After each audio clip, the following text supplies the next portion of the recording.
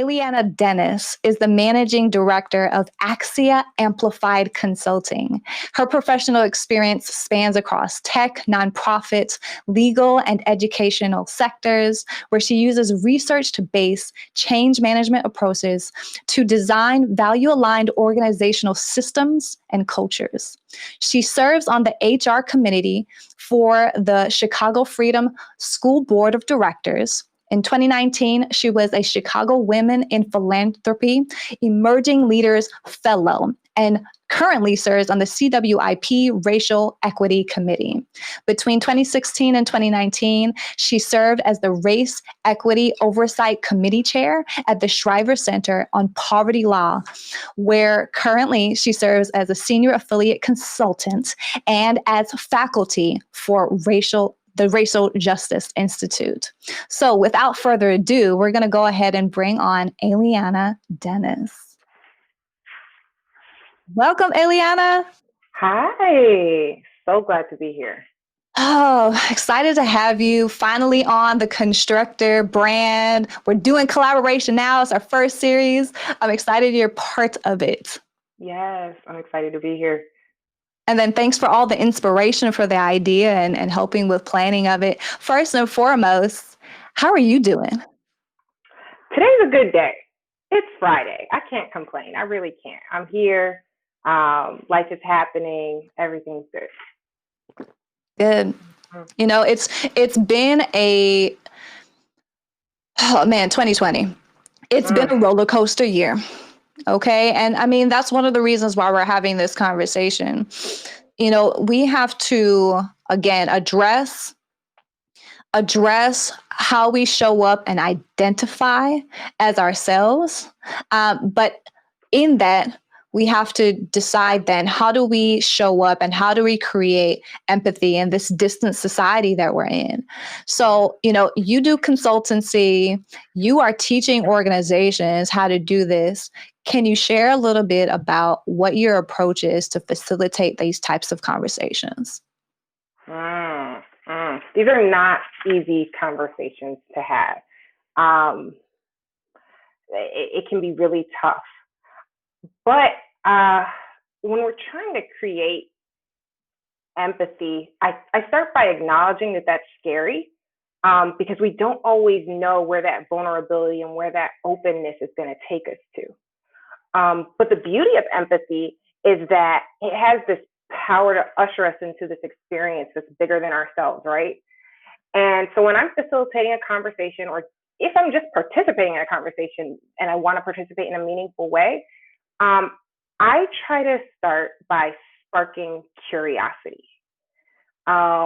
Curiosity is so powerful.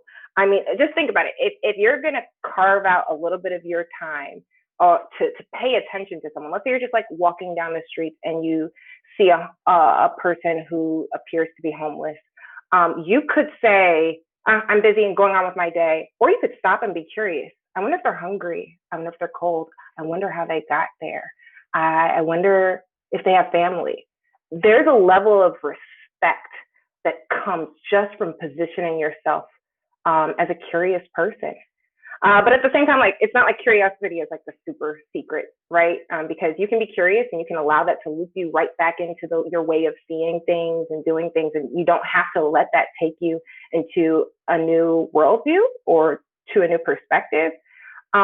But you can do that at the same time. So conversations where you ask people, have you ever thought about, or what do you think it's like for, or why do you feel this way? Why do you think this way? Where did that come from? Where did that start? And just helping people begin to explore with curiosity. You can be intentional about driving them towards trying to be curious about ways they might have points of commonality, or driving them to be curious about ways people are different and try to find things about those differences that they appreciate. And that can really be a powerful starting point. Wow. It's so simple yet so profound. Just really going down the path of being curious. Um, and I like what you said about asking those questions of another person so that you can inspire curiosity, but also look at the differences, but look at the commonalities. I think that's truly powerful too. Mm, yeah, it can be. And, oftentimes it's not just about what you're trying to spark in someone else. It's also helpful in those conversations if you start with that for yourself. Because when you're listening to someone and they say something you don't like or that rubs you the wrong way, it can be easy to like shut down and like get locked into your way of feeling and interpreting. But if you pause and say, I wonder, even while you're listening, that can be powerful to keep you engaged too.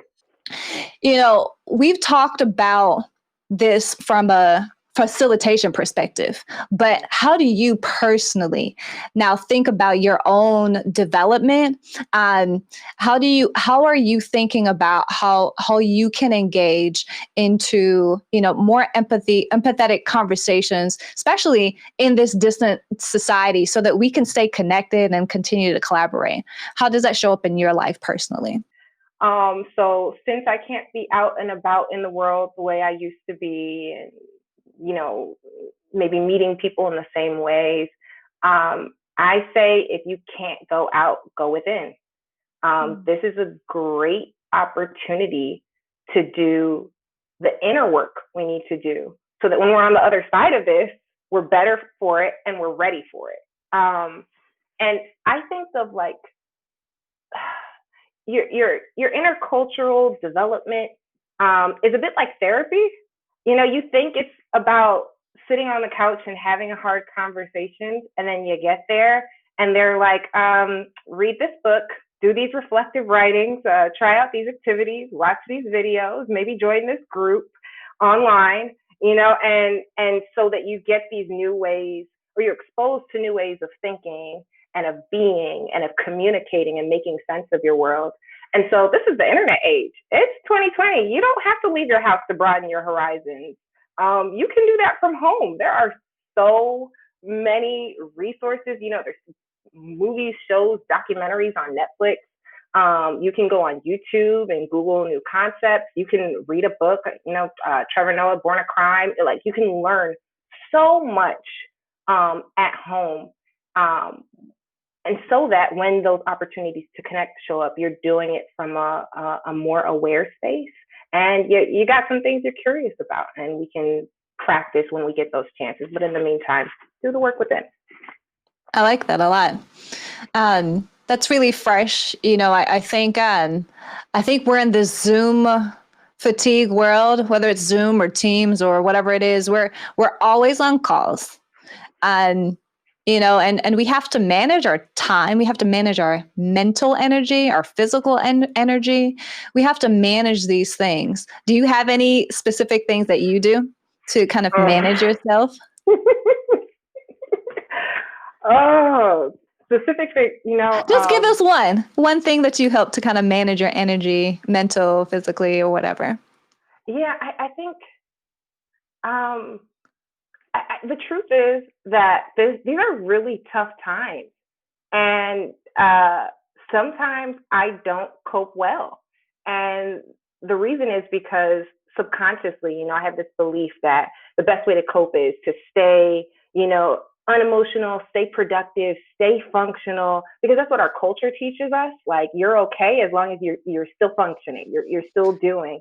But I have found that since that's not working super well, I just recently noticed that when I am coping well, it's because I made a choice to prioritize what's meaningful over what's urgent.